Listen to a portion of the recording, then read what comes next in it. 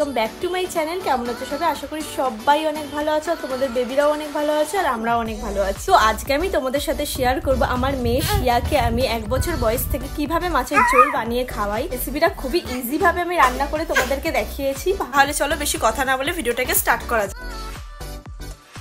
সবার প্রথমে মাছের ঝোল বানানোর জন্য আমি এখানে যে সবজিগুলো নিয়েছি পেঁয়াজ কুচি, অল্প একটুখানি আদা আমি গ্রেটারে গ্রেট করে নিয়েছি আলু, টমেটো, বিনস, গাজর আর নিয়েছি ভাজা মাছ। এইটা হচ্ছে রুই মাছের পেটি। তো সবার প্রথমে কি করে প্রেশার কুকারের মধ্যে আমি অল্প একটুখানি অয়েল দিয়েছি। তারপরে ফোড়নের জন্য আমি এখানে দিয়ে দিলাম অল্প একটুখানি জিরে, তারপরে দিয়েছি পেঁয়াজ কুচি। পেঁয়াজটাকে হালকা একটু নেড়ে লাল লাল হয়ে যাবে যখন, তারপরে দিয়ে দেবো সব রকম সবজিগুলোকে দিয়ে আমি নাড়তে থাকবো। তো যতক্ষণ না এটা একটু ভাজা ভাজা হয়ে যাচ্ছে। আর তোমরা এখানে তোমাদের পছন্দ মতন সবজি দিতে পারো। এখানে যে আমি আলুটা দিয়েছি, এই আলুটার বদলে না তোমরা মিষ্টি আলুও দিতে পারো।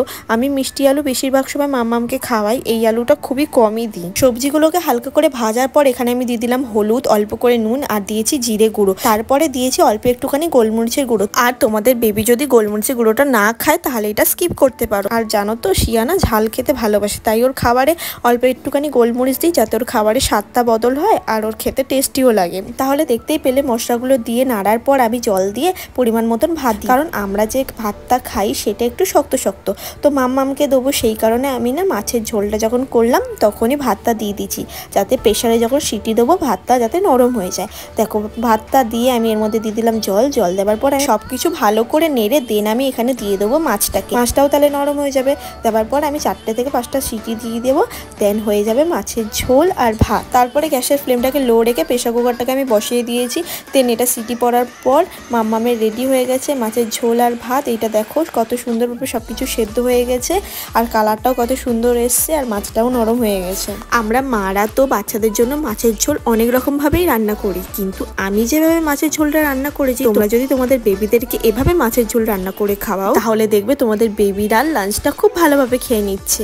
তারপরে দেখো একটা প্লেটের মধ্যে আমি এখানে মাছটাকে আর ভাতটাকে বেড়ে নিয়েছি মাম্মাম যতটা খাবে।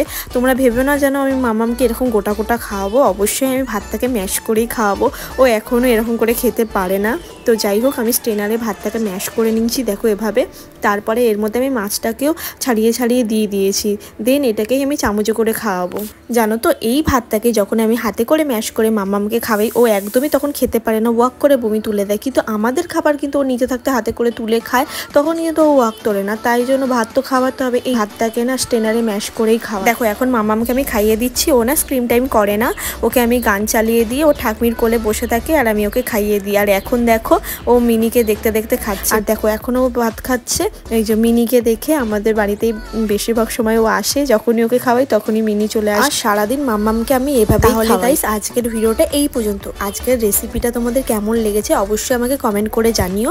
আর ভিডিওটা ভালো লাগলে অবশ্যই লাইক করে দিও আর চ্যানেলটাকে সাবস্ক্রাইব করতে ভুলো না। জানো নেক্সট তোমরা কি ভিডিও দেখতে চাও সেটাও আমাকে কমেন্ট করে জানিও।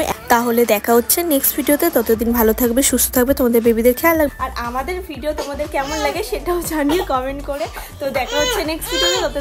দেখো এর অবস্থা দেখো কি করছে, একটু ভিডিও করতে দেয় না, ক্যামেরা অন করলেই যেন কি বলো কি বল